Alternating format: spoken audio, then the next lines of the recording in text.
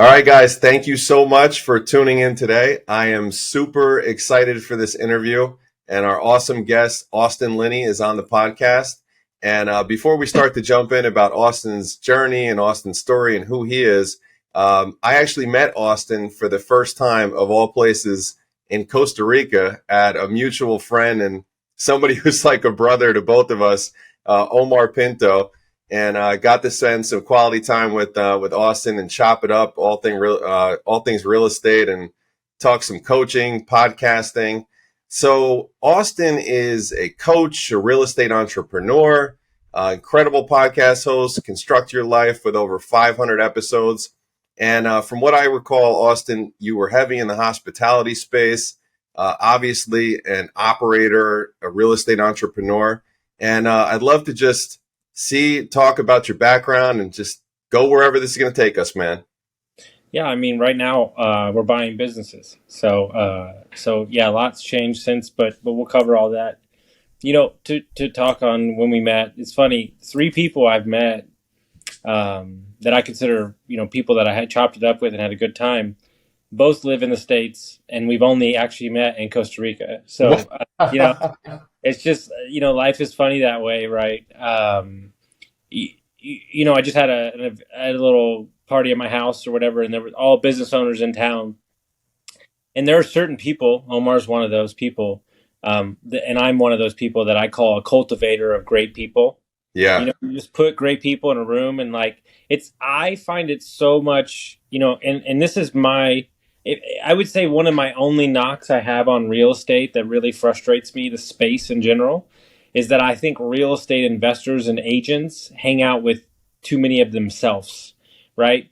If you're an agent, right, or you're a real estate investor, like hang out with doctors or hang out with like CPAs or like hang out with like somebody that doesn't do what you do so you can meet a different walk of life and you can I just love to chop it up. Like, I just think it's great. My dad was a doctor. He doesn't claim he was a doctor anymore because now he's a real estate investor, and they're like, you were a dentist. And he's like, no, I don't know what you're talking about.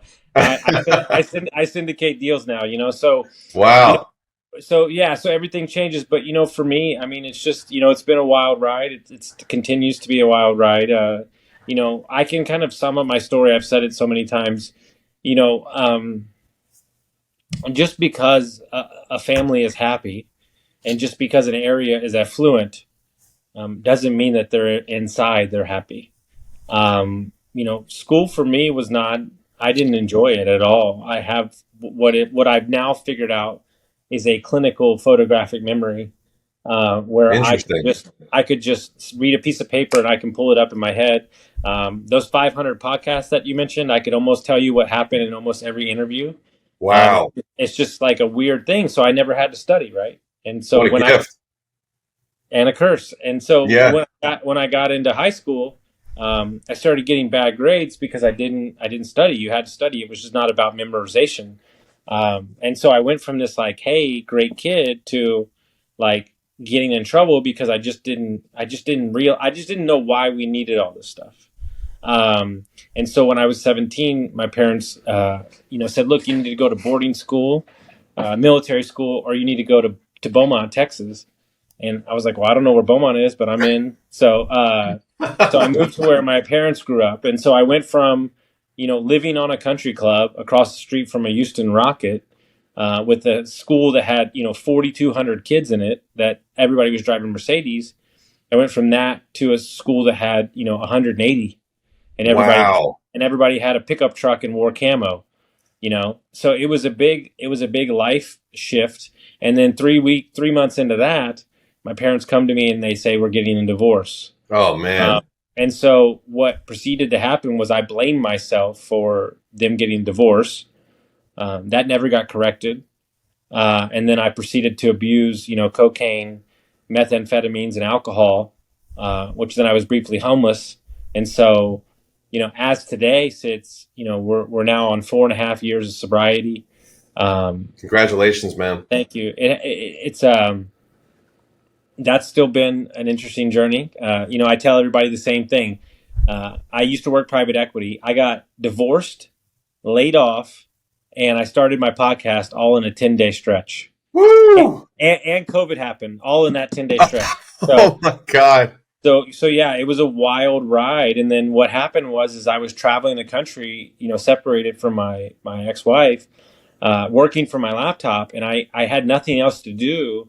So I would record 45 episodes a month, and I would just do 9 a day, and I would just meet as many people as I could. I think I did like 250 episodes the first year, in 11 months, Wow. and or like 200 or something like that. So I did a lot. I went on a lot of podcasts, and I just met people, and I really tapped into the art of conversation, but also more importantly, like hearing about how they were successful and what their lives went through. And, through those conversations, I've just met so many amazing people that have changed my perspective on things that I was dealing with. And um, it's we are too tapped into, as people, we're too tapped into, this is the way that it's always supposed to be.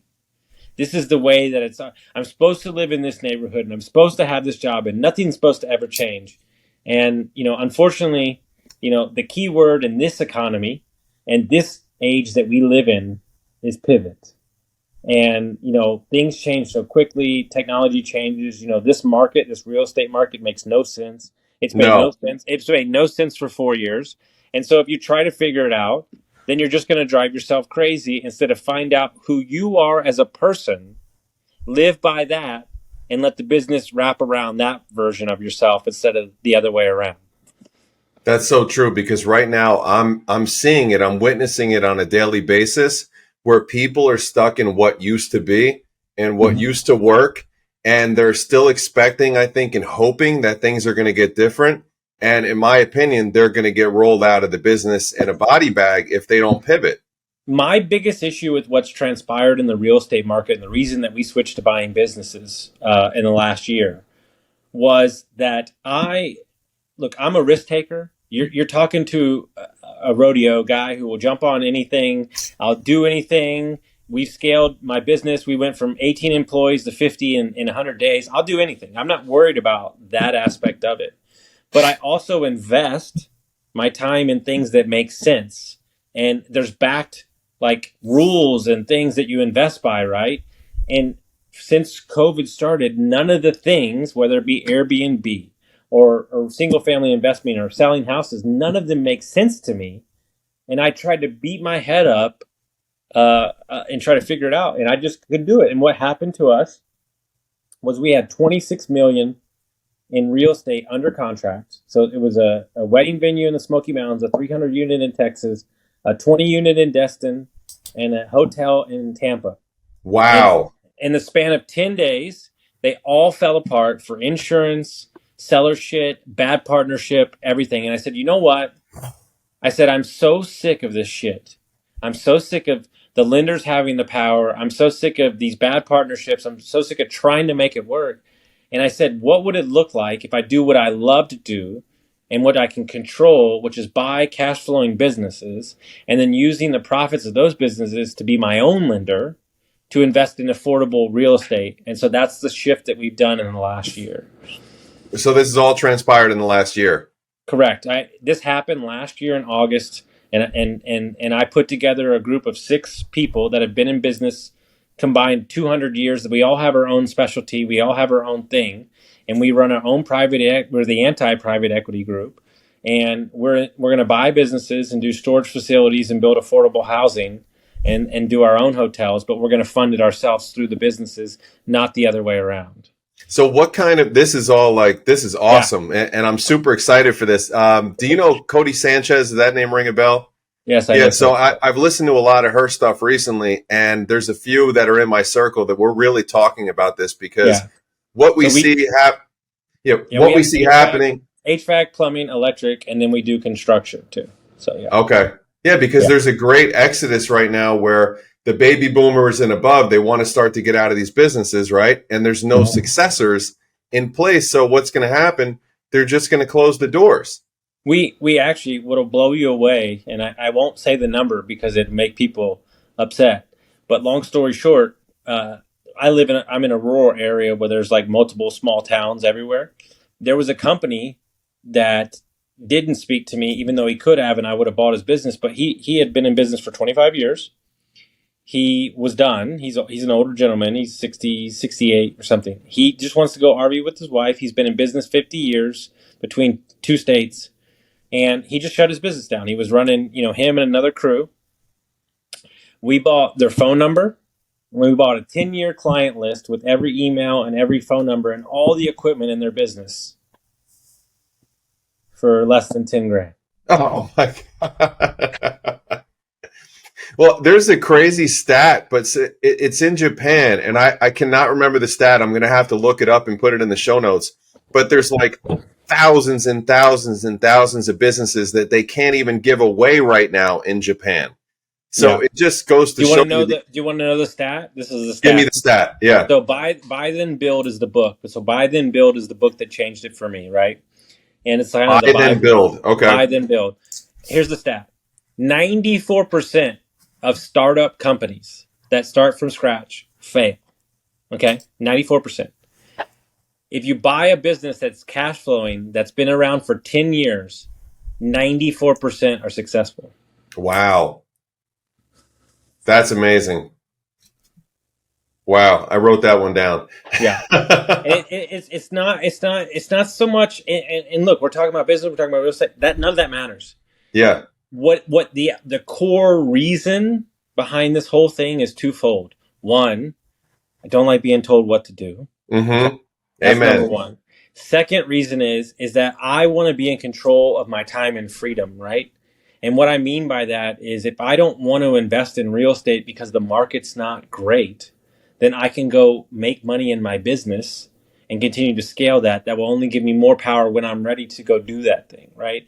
And I think the problem is, and especially the ancillary businesses within the market, right? Title, inspector and everything. Like one of the businesses that blows me away, right, is land survey, right? Like land survey, you have to be in school for 8 to 12 years to be in land survey. Like that's insanity. That's total insanity. And the guy I called was 66 and he was backed up for 2.5 months and he wanted to give me his business for free. And I'm like, hey man, I don't know anybody that's my age that I can get to go to school for 8 to 12 years. Yeah, good luck, right? You couldn't even pay them to go. Yeah. So you look at these markets, right? You look at these different trends, right? And I'll talk on Airbnb because I do a lot of that. And one of my clients buys hotels, right? He said, Austin, I'm a little nervous about Airbnb, right? The study came out on Twitter that's going viral about. Yeah, I saw that. Yep. Yeah, whatever. And I said, man, that's great. I said, but right now he has a 130 unit under contract, a hotel. I said, look, dude. I said, it's actually a good thing that study came out. He's like, what the hell are you talking about? He goes, we're number one where I'm buying. That was bad. And I go, yeah, but think of it this way. That was talking about homes. It wasn't talking about hotels. So you do Airbnb hotels. I said, your zoning is protected. I said, so if they go up laws against single family residents, you're fine. And now you become double incentivized. And I was like, it's actually a good thing that study came out because it'll keep people out of the market. And what you're seeing, right, in this kind of economy and where this market is operators win out. Mm-hmm. Not speculators, right? Yeah. And you have to be able to run and engineer and be creative and think and all that stuff like that. And that's more what this market is showing up. Well, so all right, before we jump into a couple other things, give me your crystal ball on where do you see that side of things going? Just in the short term, midterm, is it going to be mainly conversions? You think to longer? What do you think? My biggest concern right now is and maybe it's just I'm getting older, but I don't like cities for me. Mm-hmm. Like nothing makes sense. You can't do Airbnb over there. You can do it over there. You can't. Nothing makes sense. The city councils don't make sense. The zoning doesn't make sense. And so you look at just what happened in Dallas. They just outlawed it, which you heard that was coming for a while. So that's not really a surprising thing. Atlanta did the same thing. And so I would be concerned if I was heavy in the Airbnb market, right? The biggest concern, and people refuse to listen to me as I've been doing Airbnb for almost 10 years, right? Yeah. You cannot get into business and run a business that is based on pure speculation. It does not work that way. And I Mm-hmm. have told them from day one that you need to run the numbers as if it's a single family rental. And if you do Airbnb, it's going to be great. But nobody wants to listen to me. And Yeah. they want, well, what if I do this? And what if I make that? Yeah, all that's great. Look, I manage properties in 7 states all across the country for investors. If you think that what I was saying was, the truth, then I would tell you that you're lying because I'm just guessing with the best metrics I have if it's going to be great or not. You don't know, right? You really don't know with Airbnb. It's more of a as is, right? But as far as real estate goes, um, what I am what I am firm on, and what has always been the case, is school districts mean something. Mm-hmm. And if you have to get deeper into why, right? Like, perfect example, like I saw something the other day on Twitter, like Katy, Texas, like those home prices in that area have stayed, not only have they stayed level, they've gone up Mm-hmm. more during this down or high interest rate. Why is that? Well, it's very clear, and everybody knows for years that Katy, Texas has the best schools that exist, in Texas. There you go. Yeah. Right. It's pulling And there. so, right. And so you have to really understand what you want to do. You have to have a true thesis, right? And understand that when you invest in something, especially in the beginning, that you need to view your first three investments as practice, because that's all it is. And I Mm-hmm. think too many people attach their identity to what they do instead of make their identity who they are, meaning their values and what they stand for. As an entrepreneur, the number one thing that I work with my clients is I try to ask them what they will not do. It's not what we will do. It's what we will not do. And the question That's a is, good one. if you care about your kids, right, and you want to be there for soccer practice, it's gonna be really hard to be a real estate agent. Mm-hmm. Like, I don't know what to tell you. People are available at 6 o'clock at night. That's when they Yeah. want to see the house, right? And so, to really what that 40 or 50 or 60-year-old real estate agent is telling you, right, when they know that they have to face this reality, is that when you were 18, 19, 20, 25, 26, you didn't set yourself up for success later on. Okay. Mm-hmm. And so look, for the last 2.5 years, I've traveled exclusively in an RV or in my car around the country, doing whatever I wanted to, working from wherever I want. I'm not doing that currently. I'm here. I'm the acting CEO of a big business that's scaling rapidly, and I have to be in Western Pennsylvania. I had never even been to Pennsylvania 6 months ago. When you Okay. told me you're in Pittsburgh, I'm like, what is he doing in Pittsburgh? When we That's what I'm saying. I never even been here. I never even knew what a furnace or a boiler was 6 months yeah. ago. I never seen a basement ever. You don't know. I don't even know what that is, right?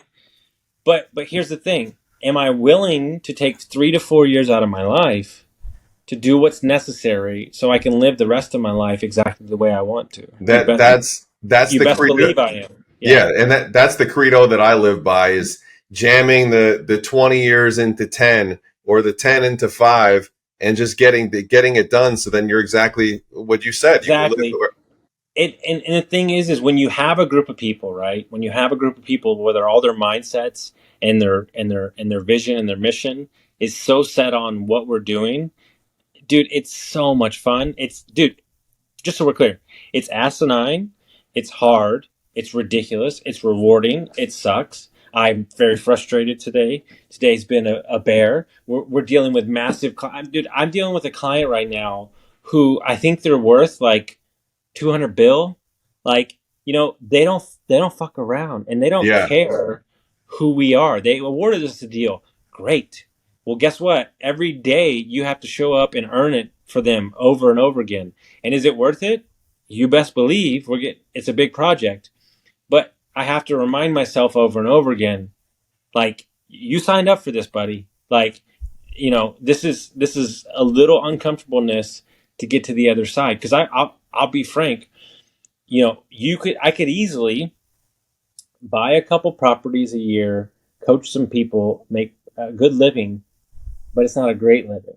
mm-hmm, It's not my life that I truly want to live. It's not there's freedom and then there's that type of freedom. yeah, And when people understand how the mechanisms of a business works, meaning that So I'll give you a little lesson in that book that'll blow your mind. So when you get to certain multiples, EBITDA, whatever you want to call it, it's just net cash flow. Don't worry about what I said. Just net Yeah. cash. When you start hitting certain metrics, that business then can turn around and be sold for 3, 5, 10, 20x, right? That's really the juice, right? But more importantly, you're getting tax-free write-off income within inside the business that you can force and scale and create margins and stuff. My biggest issue with me and my businesses is I just like to have my hand on the pulse that Hmm. can turn the key on or off. That's where I like to do. And when I feel like I don't have that or I'm beholden to somebody else, I don't really like that feeling. It doesn't feel good to me. But knowing that I have control of every aspect of it, wakes me up and gets me excited in the morning. So let's back up for a second and let's talk about the person right now that's listening to this podcast. And I know their wheels are probably spinning. Maybe they're doing something that they know that they're going to have to make a change from, or maybe they haven't even bought the first property or bought the first business, right? The one thing that stood out to me, what you said, is that the first three deals that you buy are really just like the opportunity and the lessons that you're going to have to learn and go through. And the craziest part of this is great friends of mine, they took immediate action. He's a professor at a local college. This is 3 years ago, right? Bought their first property, FHA, paid $350 for it, right? We just put it under contract right now to resell it for $530. When they bought it, they had no idea what they were doing, but they took immediate action, and now they're going to pocket like $150,000. So the moral of the story is you have to just do something and get started. So can you talk to that person for a second? Well, I use a health analogy, right? Sure. So think about it this way. So let's say I'm 30, right? So I'm 30. I'm going to live, let's say, conservatively to 70 or 80, right? So you're talking about, 40 to 50 years, somewhere around there. You're not going to lift up a barbell and then put it down and go, oh, I'm healthy for the rest of my life. Healthy is something that's going to be consistent no matter what. So why would investing be any different? Why do we create a society that's based on home runs? You're not going to retire from one deal. No. And so if you look at your think, look, I'm an investor. I invest when the opportunities are there. If you said that to yourself, then you would be available at all times. When I go down to Costa Rica, I'm looking at real estate. Am I going to go buy real estate? No, I'm not going to buy it right now, but it's something I enjoy doing because I'm always available and you never know when an opportunity is going to involve. And so my biggest issue with investing in general is that we've treated it like it's this one deal is going to change our life. And let me tell you who the guy who's had 40 deals fall apart. The one deal is not going to change your life. It's the constant doing of the deal over and over again. And you have to look at it that context or you're going to drive yourself crazy. All right. So you, for example, right back in August, because I remember seeing your post on Facebook and Instagram when you had the Destin property and you were getting ramped up, right? So everything all falls apart. And then how did you get to the point where you are now just to make that decision? Or what was that process like to start to really push to make a change? Because it's not just a flip of a switch, unless it is for you. But I know for a lot of people, it wouldn't be. But what sparked it in you to say, holy shit, I better make a change and totally pivot here? Yeah, I mean, I think it had a lot to do with just bad partners, Okay. bad decisions, but more importantly, like when I was going down that route, right? It was something I knew, it was something I'd done for years. It was where I got started, real estate and all those aspects of Airbnb and everything. But if I'm being honest, deep down in my soul, I knew it wasn't for me. Wow. It was something that I was doing because I thought it was what was going to set me up, but I knew that it was rare. I didn't really enjoy it. And as bad of a day as I've had today, I fucking love this shit. Like I love it. I love it. We're in control. It's crazy. It's people and there's a million different personalities and it's unattainable because two things changed my life. Two things. Um, I wasn't supposed to be CEO. I actually interviewed people, but I came to the conclusion that they weren't going to have the passion necessary to lay the proper culture foundation that was needed to build something as big as we want to. But two things changed my life. I walk every morning, and I decided that I was going to live my life off of these two things for the rest of my life. Give them to us. Very hard. The first one was I no longer am selling myself to anybody. I don't give a shit if you want me as a coach. I don't give a shit if you want to do deals with me. I'm not selling myself to anybody. I am who I am. I have deep core values. I'm a hard worker. I care about people and my intentions are good. If you don't jive with that or you don't want to get on board, I don't give a shit who you are. My mom, it doesn't matter. This is where I'm going. If you want to get on board, jump on board. So that's number one. The second one was, this one's a little different, and a lot of people haven't heard this one before. I only want to run races moving forward in my life that I can't win. That's a good one, man. And what I mean by that is too many times we climb a mountain only to get to the top and feel unfulfilled. I only want to do things that are that they can't stop scaling. I only want to take on the challenge that there is no end. I only want to run the race that I can't ever win because that's what excites me. And on the back of that, I realize there are things that I do in my life that are unproductive dollar per hour. Let's say they are, right? Okay. Help that person, even though I'm super busy, like help them for free, right? All that stuff, like little things that I do for people in the community that nobody knows about. And a lot of people told me, you got to cut that stuff out of your life, right? You don't have enough time and it's taking you down and everything. But what I realized is I stopped apologizing for the things that make me whole. And I just do everything because there are many things in my life that don't make me money, but they let me show up in the places that I do make money better. That's a good one, man. I love it. You definitely seem to have gotten to a space of full clarity. Yeah. Well, it takes time, right? It takes an understanding. I've done a lot of things. Like what people don't understand is when you blow up your life as many times as I have, when you leave a 13-year marriage, when you walk away and light $30,000 on fire for a business that you started, when you live in a closet, when you beat meth addiction, what they don't tell you is when you blow your life up as many times as I am, there's a peace about it because you get to leave completely everything that you don't like about yourself and recreate. There's so many different directions that there's going to have to be follow up, I think, on just personal development and the addiction stuff and the divorce and life transition. This is like, man. But here's what's great about life, right? Yeah. No. Hear me out. Here's what I realized. Here's what's great about life. Who's ever listening to this, whatever you think about yourself is bullshit. That's what I love. Because if you truly stop for 2 seconds, right? This is the crazy thing that my old co-host got me to realize. Okay. He goes, here's what's scary. Everything's so great that we don't view it as great anymore.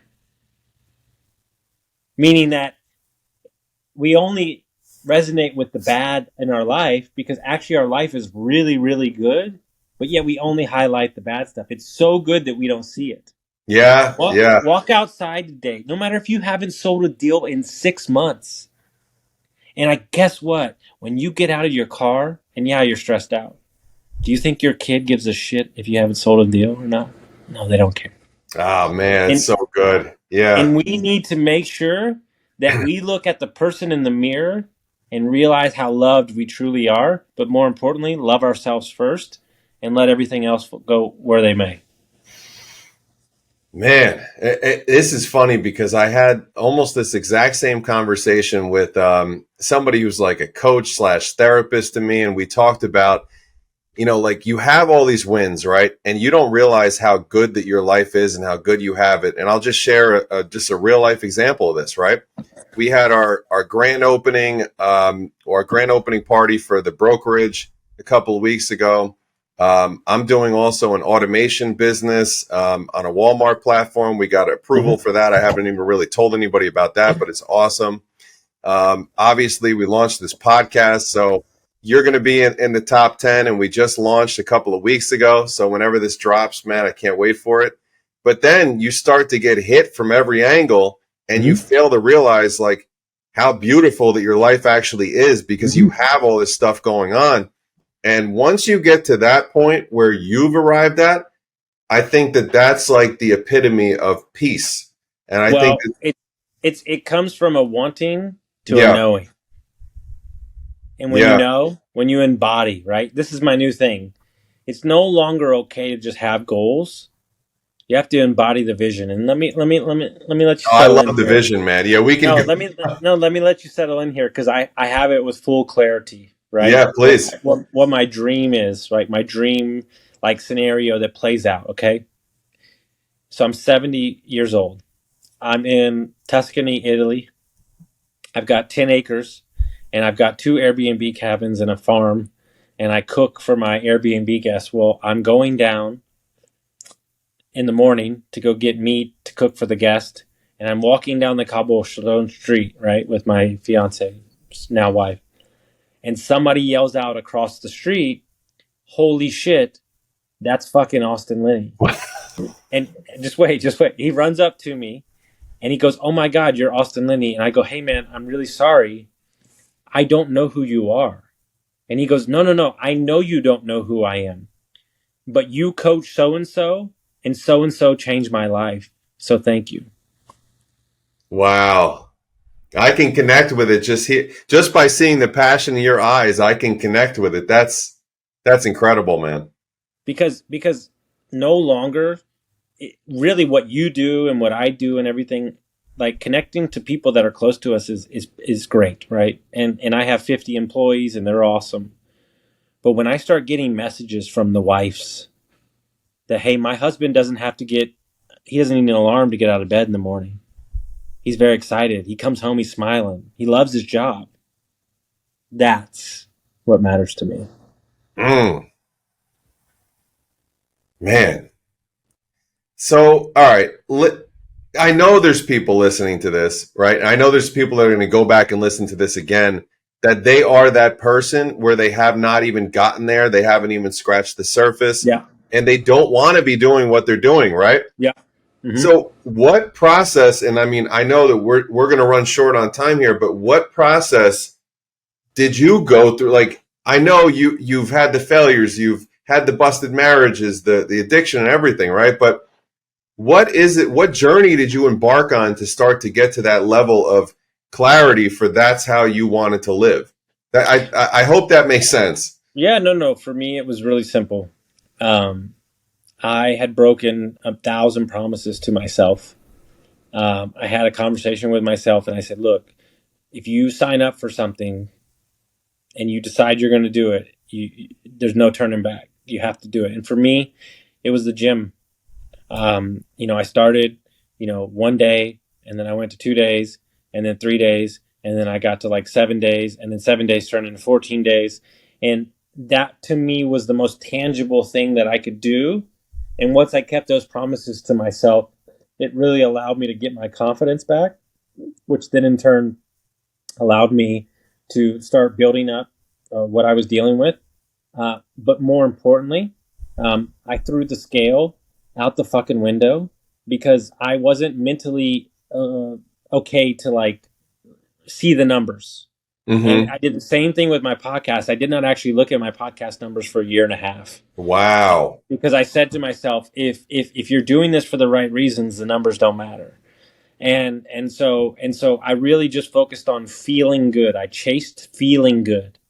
And that's how I got sober, and that's how I lost, 70 pounds, and that's how I changed my life.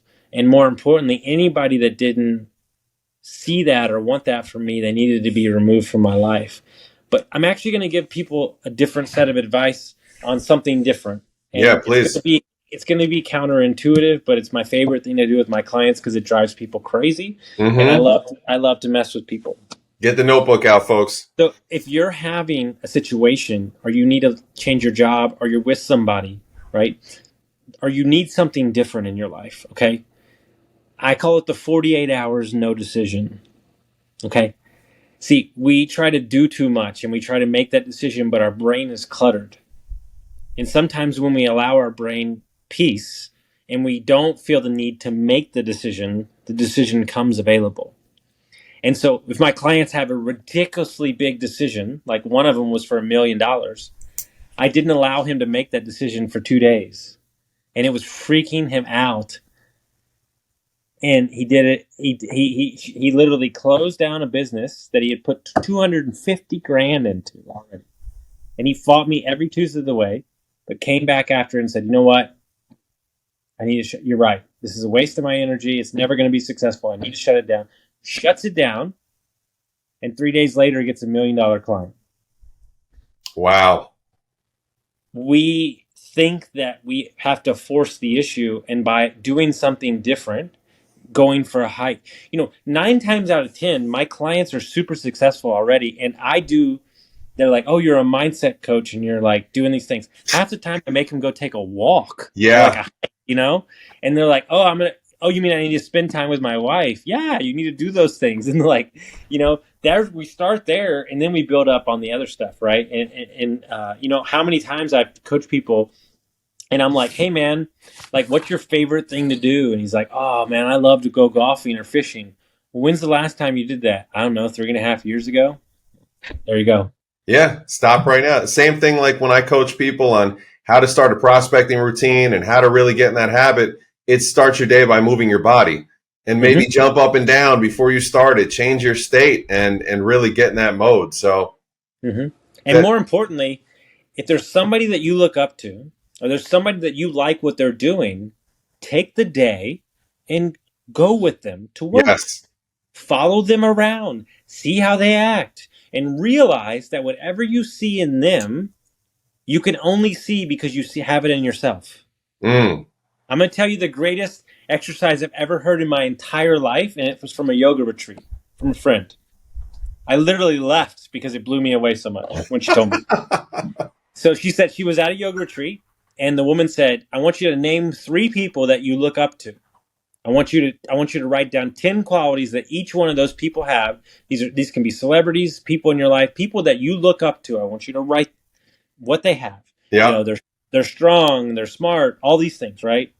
And she goes, now what I want you to do is I want you to go out and I want you to cross those 3 names out and I want you to write your name over it, because the only way that you would be able to see those traits in that person is if you had them inside of you. Wow. It was time to go home after that. I was like, oh shit. And it made me realize that we shortchange ourselves and we idolize certain people and we say, oh, that agent in my office, he's just better than everybody else. No, he just doesn't believe the bullshit that's going between his ears and he goes out and does it anyway. It's as simple as that. People think I walk up every day and it's like, oh, you're just so confident. And so, no, dude, every day. It hits me all the time. I just don't associate myself to those thoughts anymore and realize they're ridiculous. All right. So as we get ready to wrap up, and I think that I'm going to have to digress and listen to this one myself after, and then we're going to have to set a follow-up at some point because there's so much more that I want to talk about, especially on the business acquisition side. But the final couple of questions I want to ask you are, you said about how you wake up, you don't let this stuff get in your mind and penetrate the brain, right? You have a strong morning routine, and I say that because I see that you're posting 4:30 or 4:50 something in the morning. You're on the walks in the pitch black, right? So tell me about your routine to prime yourself for the day and how you go about getting started. Yeah, I mean, when I was starting to get sober and I was losing weight, like at the end of the year, I was like, I always like to do something at the end of the year to like highlight and like get ready for so I like to bring momentum into the new year, right? So in October, I started 75 Hard. This was a couple years ago. Okay, yeah. But what I did, because I'm me, I did it 150 days in a row. And so what that did is like, so anybody doesn't know, it's 2 45-minute workouts, read 10 pages, drink a gallon of water on a diet. Doesn't matter. You can do whatever you want. But what I realized is having that discipline and having that thing that I did consistently every day, it actually freed me up for more time. Discipline equals freedom. And what people need to understand is like, it's all about consistency. If you can do the workout even when you don't want to, to be honest with you, it never really is about the workout. It's about signaling to yourself that you did do the workout, like keeping those promises to yourself. So for me, I like to read 10 pages a day. I do a walk in the morning, and I've started doing a walk in the afternoon, like after work for like 30 minutes, 20 minutes, just to kind of calm the brain down. But for me, I just know that I don't want to miss a day on that. I have lately been giving myself a little freedom to like not put an alarm and stuff like that. So Yeah. there's things that are changing. But really, when I was in it, I was really like insane about my stuff. But I have to have my walk in the morning. If I don't do it, I just feel weird. And me and my fiance really try to protect what's going in our body. I try to filter out any negative stuff too. So like those are the routines that I really stick to. For me, reading and stuff like that has really changed my life. It just keeps positive stuff going in your brain at all times. Yeah. I found that, especially once when I was going through a real rough time in the beginning of my full-time real estate journey. And the first piece of advice that my coach gave me was stop everything you're doing and just start to read 10 pages of a book every single Yeah, day. 1000%. It's the And it best. totally changed the wiring. It's the best. And if anybody's looking for a book that will change your entire life, because I thought it was a book I needed for 10 years, it's called The Gap and the Gain. It's just an insane book. The first chapter will have you just floored. It's just an amazing book. I've read it a couple So times. the gap in the game, and the first one that you recommended earlier was buy then sell, right? Yeah, it's a buy then build. Buy then build. Okay, awesome. All right, last question. I want you to get creative on this one. So you're listening to this right now. You've got 50,000 in a little nest egg you've been holding on to like a baby blanket, right? Mm-hmm. But you know it's time to deploy because you need to pivot. Mm-hmm. Where are you putting that? If you're real estate entrepreneur, real estate agent, real estate brokerage owner, where's that money going right now?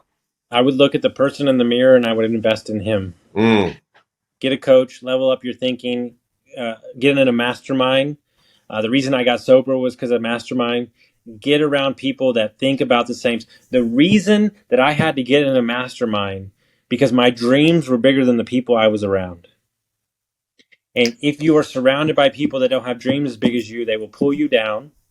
And so invest in yourself and you'll get the best ROI possible because you'll dream bigger, think bigger, and be better. That's incredible, brother. Well, look, before we wrap, if you could just tell people how they can reach out to you, where they can follow you, and I really appreciate it because I know people are going to want to check out all the stuff you're putting out. Sure. Go to austinlinney.com. Linney has my podcast, has everything. You can hit me up on Instagram, Austin Linney. Anywhere you can hit me up on Twitter, Austin Linney. So I don't know who built that website, man, but I went to your website before we started. That is a killer website. That's my podcast producer from Spain. He's killer, man. Wow. It's awesome. Yeah. Well, look, brother. It's crazy because I wish I still had the pictures of my old one because my old one sucked. And I was hiding behind the brand, which was Construct Your Life. So only in the last 2 years did we buy austinlinney.com. And I came out and realized that the podcast was it was part of who I was. It wasn't who I was. And so everybody starts somewhere, right? That podcast was, I think it was purple website. And it was so terrible. Like, and he was like, I think he like pitied on me and he was like, dude, let me fix this website. Well, look, man, I appreciate you, brother. So thank you so much for everything you shared and look forward to having you back on sometime. I appreciate it, my man. Thank you so much. All right, brother. Thank you.